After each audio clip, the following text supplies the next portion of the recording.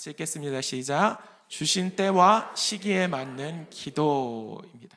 오늘 이 제목으로 말씀의 은혜를 나누고 함께 기도할 때에 성령 하나님께서 이 시간 저희와 함께 하심을 믿습니다. 네, 성도 여러분, 사람이 인생을 살아갈 때 제 때를 알고 제 때를 찾아가며 그 시기에 맞추어 살아가는 것은 건강하고 복된 삶을 사는 너무나 중요한 비결입니다. 흔히들 식사 때를 생각을 해보면 식사 때를 알고 끼니를 잘 챙겨 먹는 것이 건강할 수 있는 첫 걸음이라고 합니다. 저도 이 말씀을 이렇게 생각하면서 제가 종종 이렇게 끼니 때를 넘기고 식사 시간을 제대로 안 지켜서 몸이 좀 부은 게 아닌가, 많이 먹어서가 아니라 부은 게 아닌가라는 생각도 해보게 되고, 제가 또 이렇게 생각한 것은 몸무게를 줄이는 다이어트를 할 때도 다이어트 전문가들이 조언하기를 아침을 꼭 챙겨 먹어야 한다라는 이야기를 합니다. 이처럼 육신도 때를 잘 맞추면, 그리고 때를 잘 찾아가면 건강한 법입니다. 영적인 삶은 어떨까요? 영적인 삶도 마찬가지라고 말할 수 있을 것 같습니다. 하나님께서는 사랑하는 자녀들에게 하나님의 때와 그리고 시를 분별할 수 있는 지혜를 주시고 그 때를 맞추어 살아가도록 그렇게 하나님은 이끄십니다.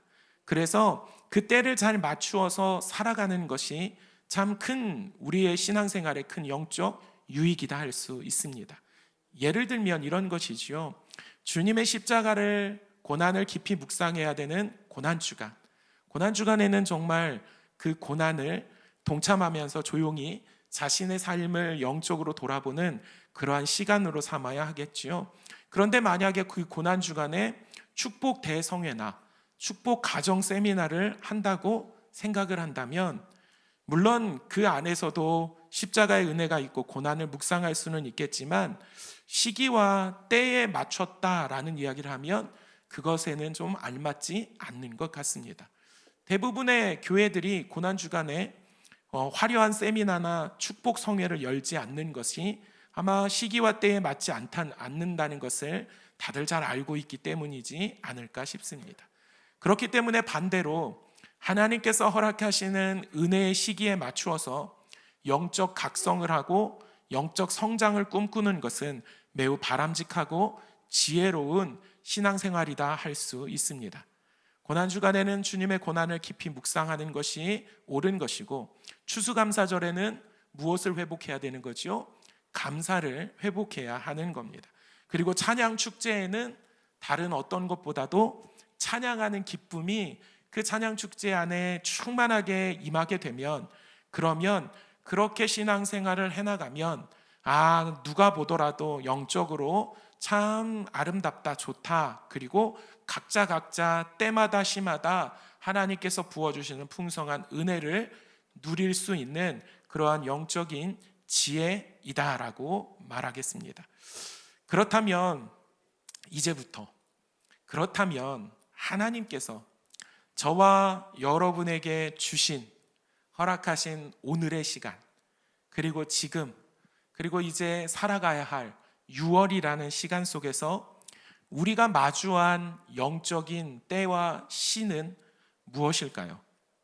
제가 요즘 강단에서도 그리고 기도의 자리에서도 기도를 할 때면 성령 하나님께서 제 마음에 강권적으로 하게 하는 기도가 하나 있는데, 그게 바로 나라와 민족을 위한 기도입니다. 네, 성도 여러분, 오늘 무슨 날이었죠? 네, 선거일이었습니다. 다들 소중한 한 표를 행사하고 투표는 좀 잘 하셨나요? 네, 요즘은 이제 제 딸 6살 된 딸 진리도 어린이집에서 이제 선거 투표하는 체험을 좀 하더라고요. 그래서 투표할 수 있도록 어린이 주민등록증도 이렇게 재미있게 만들어주고, 그래서 그 주민등록증 가지고 실제 이렇게 투표도 하고, 그리고 당도 만들어서 이렇게 선거 유세도 이렇게 하더라고요. 뭐 1번 제가 보니까 이렇게 붙어 있는데 1번 스마일당, 2번 예의바르당, 3번 행복당, 배려당, 사랑당, 이렇게 이름을 주었어요. 근데 이제 그렇게 해서 선거 유세도 했는데 지난주에 투표를 했거든요. 금요일 날 진리가 집에 돌아오는데 막 속상해하면서 돌아오는 거예요.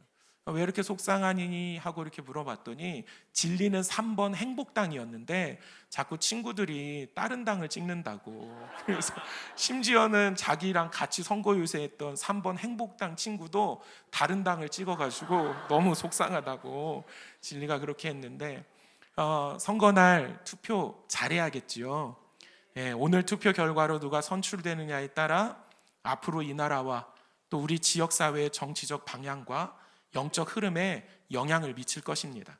아마도 그렇기 때문에 성도님들께서도 기도하면서 하나님의 뜻에 선 사람들, 성경적 가치관을 두려워할 줄 아는 이들이 뽑힐 수 있도록 아마 투표하셨을 겁니다. 그리고 이제 하루가 지나면 선거 결과가 윤곽이 드러날 텐데, 그러면 이제 우리가 손을 놓아야 될까요? 아니요. 이제는 선출된 위정자들을 위해서 또 기도해야 할 것입니다. 선출된 분들이 진정으로 하나님을 두려워할 수 있도록, 특별히 이 시대를 영적으로 무너뜨리려는 차별금지법이나 종교 해산법과 같은 악법들을 막아서고 그들이 반대할 수 있도록 우리가 기도해야 할 것입니다. 아멘. 이 나라가 영적으로 무너지지 않을 수 있는 것, 그래서 이 나라와 민족을 위해서 기도할 수 있는 저와 여러분의 기도에 달려있는 줄 또 믿으시기를 바랍니다. 또 나라와 민족을 위한 때라는 것이 시간적으로도 그렇죠. 5월이 무슨 달이죠? 가정의 달. 6월은요?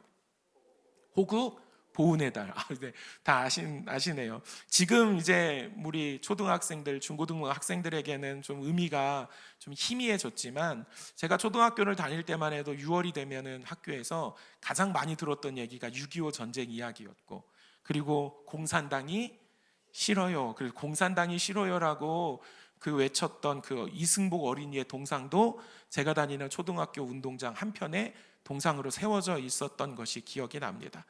이렇게 조국을 위해 목숨을 바친 이들을 기억하는 호국 보훈의 달을 맞이하다 보니 또 지금이야말로 나라와 민족을 위해서 기도해야 할 적기인 것 같은 적기임을 또한 믿으시기를 바랍니다. 나라와 민족을 위해 깨어 기도할 수 있는 저와 여러분이 되어지기를 주님의 이름으로 소망합니다. 그렇다면 이제 우리는 이 나라와 이 민족을 위해서 어떻게 기도해야 합니까? 물론 기도의 제목들은 우리가 나누었습니다. 그런데 제가 이 기도를 어떻게 해야 되는가를 결국에는 성경에서 찾아야 하기 때문에, 성경에서 나라와 민족을 위해서 기도했던 이들이 어떻게 기도했을까를 한번 제가 기도하며 말씀을 읽어가며 묵상을 했습니다. 그래서 성경 역사 속에서 나라와 민족을 위기에서 건져냈던 영적인 거장들의 기도를 묵상하게 되었습니다. 다니엘, 이사야, 예레미야, 느헤미야, 예스라와 같은 인물들은 모두 조국의 아픔을 자기 아픔으로 여기며 나라를 위해서 목숨 걸고 기도했던 분들입니다. 그래서 이분들의 말씀을 이렇게 보니까 놀랍게도 이 거장들이 나라와 민족을 위해 눈물로 기도할 때마다 가장 많이 등장하는 공통적인 단어와 태도가 있었던 것을 보게 됩니다. 그게 바로 회개입니다. 이들은 나라와 민족을 위해 기도할 때마다 하나님 앞에 엎드려 우리가 범죄하였나이다, 내 아버지와 집과 내가 범죄하였나이다 라고 하나님 앞에 눈물의 회개 기도를 가장 먼저 드렸습니다. 성경 인물들의 모습을 이렇게 보면서 알게 됩니다. 아, 그렇구나. 나라와 민족을 위기에서 구하고 결국 이 나라와 민족 위에 축복을 더하게 하는 기도의 핵심은 바로 회개에 있구나. 나라와 민족을 위해 하는 회개에 있는 줄 믿으시기를 바랍니다. 욥기 1장의 모습에도 이와 같은 것이 잘 나타납니다. 욥기 1장을 보면 하나님께서 사탄 앞에서 한 사람을 칭찬합니다. 칭찬이 과해도 너무 과할 정도로 사탄 앞에서 당당하게 칭찬을 하죠. 욥을 보았느냐? 그는 얼마나 온전하고 정직하며 하나님을 경외하고 악에서 떠났는지 내가 보았느냐라고 하나님께서 칭찬하시고 평가하시는 장면이 나옵니다. 그러면서 사탄에게 뭐라고 하시냐면, 하나님이 욥의 이 모습 하나를 보아라 라고 하시며 욥의 칭찬이 그 한 가지로 증명된다라는 것을 또 말씀합니다. 욥기 1장 5절에 욥의 행위가 항상 이러하였다라는 짧은 말씀 속에 그 욥의 행위 하나가 무엇이냐라고 하면 그것은 바로 자녀들을 위한 회개였습니다. 욥은 자기의 자녀들이 생일 잔치를 끝나고 나면 혹시나 내 자녀들이 즐겁게 놀다가 마음으로라도 하나님께 죄를 지을까 염려했습니다. 그래서 그 생일날이 지나고 자녀들을 불러 성결하게 하고 그 자녀들의 명수대로 아침 일찍 일어나 하나님 앞에 번제를 드렸습니다. 그러니 하나님이 그 모습을 보신 거지요. 자녀들이 지었을지도 모르는 그 작은 죄까지도 가슴에 품고 하나님 앞에 나와 회개를 했던 그 중심을, 욥의 그 신앙을 하나님은 너무나 기뻐하셨고 사탄에게 자랑할 만큼이나 하나님은 그 모습을 의롭다라고 인정해 주셨던 겁니다. 욥이 자녀들을 위해 날마다 마음을 쏟아 회개함으로 하나님의 마음을 감동케 했던 것처럼 저는 오늘 이 시대에 저와 여러분이 이 나라와 민족을 위해 내 자녀와 함께 가슴에 품고 하나님, 이 민족이 내 자녀가 주님 앞에 범죄하였을지라도 주여 긍휼을 베풀어 주시고 용서해 달라고 회개할 때 하나님께서 그 모습을 보시고 인정하시고 기뻐하시는 줄 전 주님의 이름으로 소망합니다. 하나님께서 그 모습을 보시고 정말 인정하시고 기뻐하실 것 같아요. 그리고 하나님이 기뻐하시고 인정하시면 하나님이 하늘문을 열어주시고 축복으로 갚아주시는 줄 믿으시기를 바랍니다. 그래서 정말 오늘 이 말씀으로 저와 여러분의 심령 가운데 나라와 민족을 위해서도 그렇고 내 자녀를 위해서도 그렇고 내 가정을 위해서도 진정으로 회개할 수 있는 그 은혜가 부어지기를 주님의 이름으로 축복합니다. 자, 그렇다면 제가 여기서 또 하나 고민이 생겼어요. 회개는 해야겠는데, 그런데 놀랍게도 회개는 많이 했더라고요. 제 삶을 돌아봐도, 개인적인 삶을 돌아봐도 회개를 정말 많이 했더라고요. 그런데 또 그 회개를 많이 했는데 또 마음 한편에 드는 건, 회개를 그렇게 많이 했는데 왜 아직까지도 내 삶은 고쳐지지 않는 것이지? 회개를 참 그렇게 많이 했는데 혹시 내가 했던 회개가 어떤 수박 겉핥기식 같은 중심을 올려드리지 못하고 겉으로만 하는 회개가 아니었는지를 고민하고 돌아보게 되었습니다. 그래서 저는 여러분들과 함께 회개의 참음이를 조금만 더 고찰해 보았으면 좋겠습니다. 아마도 회개의 참된 의미까지 알고 기도를 하면 하나님께서 우리의 회개를 받으시고 하나님이 기뻐하시고 하나님이 인정해 주시고 축복해 주실 줄 믿습니다. 제가 그래서 생각을 했습니다. 어떻게 우리의 회개의 의미를 좀 찾아갈까? 그러면서 떠올랐던 동화 하나가 있습니다. 어릴 적 읽었던 왕자와 거지라는 동화인데요. 우리 준비한 이미지를 보여주면, 요즘에는 우리의 AI 챗 GPT가요, 이렇게 좀 그냥 말로만 할까 하다가 한번 만들어봐라 이렇게 지시를 내렸더니 이렇게 멋있게 만들어줬습니다. 우리가 거지와 왕자와 거지라는 이야기, 동화 이야기를 알지요. 비슷하게 더욱 닮은 사람이, 왕자가 밖의 세상을 보기 위해서 거지로 흉내내고 거지가 왕자의 삶으로 이렇게 오게 돼서 우왕좌왕하고 좌충우돌하는 그러한 이야기를 좀 푸른 이야기인데요. 제가 이 동화를 떠올리면서 생각한 거죠. 고귀한 신분의 왕자라도 거지의 옷을 입고 길거리를 뒹굴면 더러워집니다. 반대로 아무리 더러운 거지라도 왕궁에 들어와 씻김을 받고 왕자의 옷을 입으면 깨끗해지는 모습을 보게 되는 거지요. 우리의 영혼도 마찬가지일 것 같습니다. 예배함으로, 은혜를 받음으로 깨끗함을 입어도 세상에서 거지처럼 살게 되면 죄로 다시 더러워지는 거지요. 그렇지만 반대로 세상에서 더러워진 모습으로 살았을지라도 만왕의 왕이신 하나님 앞에 나와 주의 보혈로 씻김을 받으면 정결해지는 줄 믿으시기를 바랍니다. 회개야말로 세상에서 더럽혀진 우리를, 거지와 같은 우리를 하나님께서 깨끗게 하여 주시고 하나님의 자녀, 왕자된 신분으로 우리를 바꾸어 주시는 줄 믿으시기를 바랍니다. 내가 이렇게 또 생각을 하니까 또 하나의 마음이 들어오는데, 성경의 이야기는 우리가 이렇게 가졌던 상식과 신앙적 편견을 깨부수는 장면도 있습니다. 그게 무엇이냐면, 삶의 현장에서 온갖 손가락질을 당하며 실제로도 영적으로 더러운 삶을 살았던 세리와 창기들. 그런데요, 그들에게는 하나님께서 의롭다 하시고 깨끗함을 인정받았던 성경의 이야기가 있습니다. 반면에 매일같이 종교적인 정결 의식을 행하고 어떤 집을 방문하거나 생활을 할 때도 손을 씻고 발을 씻어가며 그렇게 겉옷을 길게 늘어뜨리고 자신들의 거룩을 외쳤던 바리새인과 제사장들을 향해서는 예수님께서 되려 겉은 하얗고 깨끗해 보이나 속은 썩은 뼈가 가득한 회칠한 무덤이라고, 그 누구보다도 더러운 자들이라고 무섭게 책망했던 그 모습을 또 성경에서 보게 됩니다. 겉보기에 거지의 옷을 입은 자들은 깨끗함을 얻었고 왕자의 옷을 입고 거룩한 척하던 자들은 세상에서 가장 더럽다는 책망을 받았습니다. 그렇다면 이렇게 우리가 알고 있는 상식을 뒤엎는 이 거대한 반전의 이유가 무엇입니까? 바로 그 이유는 진심이 담긴 회개가 아니었기 때문입니다.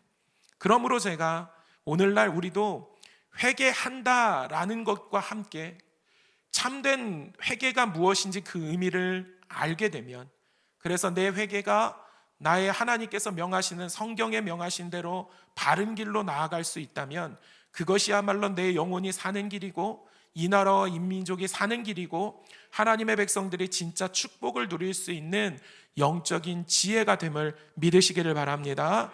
그래서 이제 찾아봐야지요. 그래서 이제 찾아봐야 됩니다. 구약의 백성들, 영적인 거장들은 어떻게 회개했는가? 그랬더니 우리가 익히 알고 있는, 성경의 지식으로 익히 알고 있는, 그들은 회개할 때 특별한 행동을 했던 걸 보게 됩니다. 그것이 무엇이냐면 오늘 이제 다니엘도 그런 모습으로 했었는데, 옷을 찢고 베옷을 입고 머리에 죄를 뒤집어 쓰거나 죄 위에 앉았다라는 것이지요. 준비한 이미지를 보여주면 이렇습니다. 이것이 대표적으로 영적인 거장들이 성경 안에서 회개했던 장면입니다. 옷을 찢었습니다. 대표적으로 예스더의 모르드게가 하나님께 긍휼을 구할 때 옷을 찢고 금식하며 회개했지요. 요나의 니느웨 백성들은 베옷을 입는 것으로 그들의 회개의 모습을 보였고, 욥이 회개했을 때는 머리에 죄를 뒤집어 쓰거나 죄 위에 앉았습니다. 오늘 다니엘도 옷을 찢었다는 표현은 나오지 않지만 베옷을 입었고 제 위에 앉아 기도했던 모습을 보게 됩니다. 그러니까 이 모습들, 옷을 찢는 회개가, 그리고 베옷을 입는 회개가, 머리에 죄를 뒤집어 쓰거나 죄 위에 앉아서 하는 그 회개가 하나님이 기뻐하시는 회개이구나 라는 것을 알 수 있는 거지요. 그러면 우리도 이제부터 회개를 할 때 옷을 찢으실 준비를 하셔야 됩니다. 옷을 좀 2벌씩 가져오셔서 정말 큰 죄를 지을 때는 1벌씩 옷을 찢어야 되겠지요. 그리고 또 베옷을 준비해서 베옷을 입어야 되고요. 그리고 재를 뒤집어 쓴다는 건 흙을 의미하는데, 흙을 뒤집어 쓰고 흙 위에서 기도를 해야겠지요. 우리가 행위가 아니라 그 안에 있는 중심, 그 안에 있는 영적인 의미를 가지고 회개해야 되는 줄 믿으시길 바랍니다. 그럼 옷을 찢는다는 것이 어떤 영적인 의미인가? 옷을 찢는 회개를 해야 되는데 실제로 옷을 찢는 것이 아니라면 그것이 무엇인가? 이 옷을 찢는 행동은 그 당시의 이스라엘 백성들에게는 극심한 고통과 슬픔을 외적으로 표현하는 성경적 문화였습니다. 그러니까 그들이 살다가 너무 슬프고 너무 고통스럽고 너무 애통하면 옷을 찢는 것으로 그의 감정의 표현을 했던 거지요. 그런데 시간이 흐르면서 이스라엘 백성들 사이에서는 심각한 영적 문제가 하나 생겼는데, 그건 무엇이냐면 가슴은, 심령은 아프지 않고 죄에 대한 애통함이 없는데 다른 사람에게 나 지금 회개하고 있다는 걸 보여주기 위해 겉옷만 찢어버리는 형식주의와 외식에 빠지는 거지요. 그래서 하나님께서 요엘 선지자를 통해 책망하시며 옷을 찢는 것의 참된 의미를 알려주었습니다. 요엘 2장 13절 말씀 같이 읽겠습니다. 시작. 너희는 옷을 찢지 말고 마음을 찢고 너희 하나님 여호와께로 돌아올지어다. 그는 은혜로우시며 자비로우시며 노하기를 더디하시며 라고, 애니네가 크시사 뜻을 돌이켜 재앙을 내리지 아니하시나니 라고 했습니다. 그러니까 요엘 2장 13절에서 옷을 찢지 말고 의미는 무엇이죠? 마음을 찢어라는 겁니다. 하나님이 원하시는 진정한 회개는 겉모습이 어떠한 그 퍼포먼스가 아니라 내 심령과 마음이 죄에 대해 어떻게 반응하고 있는가를 보는 겁니다. 그것은 절실하고 간절한 마음에서 오는 겁니다. 그러니까 회개는 무감각하고 무덤덤한 마음에서 되어지는 게 아닙니다. 마음 안에서 변화가 일어나지 않고 이 심령 안에서 파동이 일어나지 않는데 그냥 회개해야 하니까 내가 지은 게 뭔가 꺼림칙하니까 그 자리에 나와 하나님 내 죄를 용서하여 달라고 그렇게 하는 기도가 아니라는 거예요. 회개는 내 마음에 파동이 일어나야 되는 거예요. 옷을 찢는 것처럼, 마음을 찢는 것처럼 내 마음에 파동이 일어나고 내 마음에 애통함이 있고 내 마음에 절실함이 있어서 실제 마음으로 울부짖는 그 모습이 있어야, 그래야 참된 회개가 일어난다는 거지요. 성도 여러분, 우리는 뉴스나 간증을 통해 참으로 가슴 아픈 이야기를 종종 듣습니다. 중독자들에 대한 이야기인데요. 알코올에 중독되어 세상 방탕함에 취해 눈에 넣어도 아프지 않을 어린 자녀들을 돌보지 않고 방치했다가 아이를 잃어버리는 부모들의 이야기입니다. 중독으로 말미암아 그 중독을 끊지 못하고 그 중독 때문에 아이들을 보살피지 못하고 결국 죽음으로 내몰았던 사회적인 뉴스를 종종 듣게 됩니다. 그러면서 그 비하인드를 들을 때 뭐라고 합니까? 주변에서 이미 예전부터 잔소리를 하고 술 끊어라, 똑바로 살아라, 그렇게 하면 안 된다라고 수없이 말을 했을 때마다 그들의 입술로는 100번, 1000번 나 이제 끊을 거야, 나 이제 끊을 거야 호언장담했지만 결국 그 중독에서 벗어나지 못했습니다. 그런데 그러한 사람들이 언제 그 중독에 벗어날 수 있습니까? 자신의 방탕함 때문에 사랑하는 자녀가 싸늘한 주검이 되어 돌아왔을 때 가슴이 찢어지는 듯한 그 피눈물과 통해가 그의 심령 가운데 터져 나왔을 때, 그때 그들이 고백했던 것, 나 이제 절대로 그 술 마시지 않겠다라고 했던 그 고백은 진심이었고 그들의 삶을 변화시킬 수 있는 회개의 역사였습니다. 영적인 회개 마찬가지지요. 내 죄 때문에 하나님의 가슴이 찢어지셨고 내 죄 때문에 죄 없으신 예수 그리스도가 십자가에서 온몸이 찢겨 돌아가셨다는 그 사실이 저와 여러분의 심령 가운데 파동을 일으키고 그 심령이 애통함이 되어 슬픔이 되고, 그래서 그것을 바라보고 묵상할 때마다 그냥 있을 수 없을 정도로 감정이, 그 마음이 하나님 앞에 정말 움직여야, 그래서 무뎌졌던 내 마음이, 완악해졌던 내 마음이, 무감각해졌던 내 마음이, 그 마음이 흔들림이 있어야, 그래야 입술의 회개에 멈추는 것이 아니라 진짜 회개의 마음으로 나아가게 되는 것입니다. 여러분, 오늘 이 말씀을 통해 하나님 앞에 우리의 마음을 진심으로 고백하여지기를 원합니다. 하나님, 무감각해지고 무덤덤해지고 그리고 완악해져가는 나의 마음을 깨트려 버리시고 무너뜨려 주시고 이제 부드러운 마음으로 변하게 하여 달라고, 그래서 그 마음 속에서 죄를 향한 애통함이 생겨나게 하여 달라고 기도할 수 있는 저와 여러분 되어지기를 바랍니다. 이게 회개가 갖고 있는 참된 의미이시죠. 그렇게 옷을 찢었다면 그 다음에 무엇을 합니까? 베옷을 입는다는 거예요. 간절함과 절실함이 회복되게 되면 이제 해야 되는 것이 베옷을 입어야 되는 거예요. 다니엘도 베옷을 입고 나아갔습니다. 그럼 이스라엘 백성들에게 이 베옷이란, 굵은 베옷이란 어떤 의미입니까? 그들은 회개할 때 자신들이 입었던 화려하고 편안한 평상복을 벗어버리고 까칠까칠거리는 불편한 베옷을 입었습니다. 구약 성경에서 나오는 굵은 베옷은 염소나 낙타 털로 만들어진 그 직물로 만들어진 옷입니다. 그래서 살에 닿기만 해도 그 거칠은 그 털 때문에 피부가 쓸리고 가렵고 고통을 주는 옷입니다.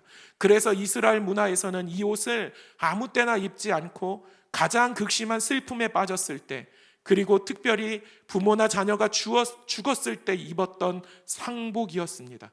그렇게 포로로 잡혀간 노예나 죄수들이 입는 수치와 낮아짐을 상징하는 옷이기도 했습니다. 그렇기 때문에 굵은 베옷을 입었다는 것은 이 의미로 두 가지 영적 고백이 있습니다. 첫 번째는, 하나님, 내 죄로 내가 죽었습니다. 이제 내가 지은 그 죄로 내가 주님 앞에 죽었습니다. 이 나라와 이 민족이 죄로 인해 영적 죽임을 당했습니다. 이러한 영적 사망에 대한 애통함과 통곡을 하나님께 올려드리는 겁니다. 그러니까 뭐 하는 겁니까? 간절하게 나 죽었으니 하나님 회개함으로 살려 달라는 거예요. 나 죽었으니 하나님 제발 나 살려 달라는 거예요. 이 나라 이 민족 죄로 인해서 죽었으니 이 나라 이 민족 하나님 살려 달라는 겁니다. 그리고 그 다음이 무엇입니까? 내 체면과 명예 그리고 나 이만한 사람이야 라는 것을 내려놓고 그것을 미련 없이 벗어던지는 것입니다. 우리는 옷으로만 보아도 사회적인 지위를 알고 옷으로 자기를 드러내기를 원하는 그러한 본성이 있습니다. 그래서 돈이 많으면 좋은 옷을 입기를 원하고 또 자기의 외모를 가꾸기 위해 좋은 옷을 찾아 입는 거죠. 그런데 회개하는 그 장면 앞에서는 내가 가졌던 나의 뽐냄이나 내가 가졌던 세상의 것들을 다 내려놓는다는 겁니다. 그리고 정말 하나님 앞에 죽는 그 마음으로 죽는 그 마음으로 입는 그 옷을 입으며 하나님께 나아간다는 겁니다. 나의 의를 내려놓고 내가 가졌던 세상의 모든 것들을 내려놓고 하나님 앞에서 나는 죽은 자라고 하나님만이 살려주시라고 간절한 마음으로 그렇게 나아가는 겁니다. 내 의의 옷을 벗어던지고 사도 바울의 고백처럼 하나님 내가 죄인의 개수입니다. 내가 죄로 죽었습니다. 이제 하나님 살려달라고 그렇게 기도하는 마음으로 나아가는 것입니다. 여러분, 회개는 오늘 내가 그냥 지은 죄 하나님 덜어주세요 라는 마음으로 하는 기도가 아닙니다. 회개는 하나님 나 죄로 인하여 오늘도 죽었습니다. 하나님 제발 나를 다시 살려 주시옵소서. 하나님 나는 죄로 인해 죽어가는 인생입니다. 하나님 예수의 보혈로 다시 새 생명을 부어주시고 나를 다시 살아가게 하나님 도와 주시옵소서라는 마음으로 나아가는 겁니다. 그것이 배옷을 입는 심정으로 하나님께 나아가는 그러한 은혜인 것이지요. 또 여러분, 이제 진정한 회개로 나아가기 위해 마지막 한 가지가 있습니다. 그게 무엇이냐면 다니엘을 비롯한 영적 거장들은 머리에 죄를 뒤집어 쓰고 죄 위에 앉아서 기도했습니다. 회개의 최종 단계는 내가 어떤 존재인지를 명확하게 깨닫고 창조주 하나님을 나의 주인으로 고백하는 신앙으로 하는 겁니다. 제가 이 말씀을 보면서 고민을 많이 했죠. 왜 흙입니까? 왜 죄를 뒤집어 써야 됩니까? 왜 죄 위에 앉아야 됩니까? 우리나라 표현으로는 죄라고 했는데 이 원어적인 것으로 보면 흙이라는 표현과 동일합니다. 왜 흙을 뒤집어 쓰고 왜 흙 위에 앉아서 기도해야 됩니까? 라고 했을 때 이 흙은 결국 우리를 누가 만들어주셨고 우리의 존재가 어떤 존재인지를 알게 해주는 겁니다. 하나님이여 사람을 창조하실 때 흙으로 빚으셨습니다. 저에게는 흙 두 덩이를 주셨지만 여러분들에게는 알맞은 흙으로 하나님이 다 빚으셨지요. 범죄한 인간에게 하나님께서 창세기 3장 19절의 말씀으로는 너는 흙이니 흙으로 돌아갈 것이라고 죄를 지은 아담과 하와에게 하나님은 말씀하셨습니다. 그러니까 온몸으로 죄를 쏟아붓고 흙더미 위에 앉아 통곡하는 것은 이런 고백입니다. 하나님, 이제 나는 한 줌의 흙에 불과합니다. 나는 주님이 없으면 아무 가치도 없는 먼지이자 티끌 같은 존재입니다라는 가장 깊은 겸손의 고백이라고 할 수 있는 겁니다. 그런데 여러분, 이 마음이 없으면 하나님 앞에 하나님이 기뻐 받으시는 회개까지 나아가기 힘든 거지요. 왜요? 결국에는 자기가 가지는 그 위치가 되지 않으면 하나님 앞에 회개하지 않기 때문이지요. 내가 가진 위치를 착각해서 내 힘으로 살아가는 것이고 내 지식으로 이루어내는 것이고 내 돈과 내 권력이 결국 내 삶의 주인이 되어버리면 회개하지 않는 겁니다. 여러분, 오늘 있었던 지방선거에서 선출된 그 권력자들이요, 이제 위정자들이, 정치인들이요, 자신이 국민과 하나님 앞에 한 줌 티끌에 불과한 대리자임을 잊어버리는 순간 자꾸 무엇을 합니까? 하나님을 대적하는 악법을 만드는 거예요. 그리고 국민이 원하는 길이 아니라 자기가 원하는, 자기만 배부르게 되는 그 교만의 길로 걸어가게 되는 겁니다. 그러니까 머리에 흙을 뒤집어 쓰는, 죄를 뒤집어 쓰는 심정이라는 것은 내가 주님 앞에 이 흙과 같은 존재, 티끌과 같은 존재밖에 되지 않는다는 것을 고백하는 그러한 신앙의 고백인 줄 믿으시기를 바랍니다. 그리고 그 고백이 일어나면 결국 내 인생의 주인이 누구인지를 그 자리에서 고백하는 거예요. 회개는 내 뜻대로 내 인생을 좌지우지할 수 있다는 그 교만함을 내려놓고 내 인생의 진정한 주인이 누구인지를 깨닫는 시간이 회개의 시간이 되어야 하는 것입니다. 여러분, 참된 회개는 회개를 함으로써 내 인생의 주인이 누구인지를 명확하게 깨달아지는 시간인 줄 믿으시기를 바랍니다.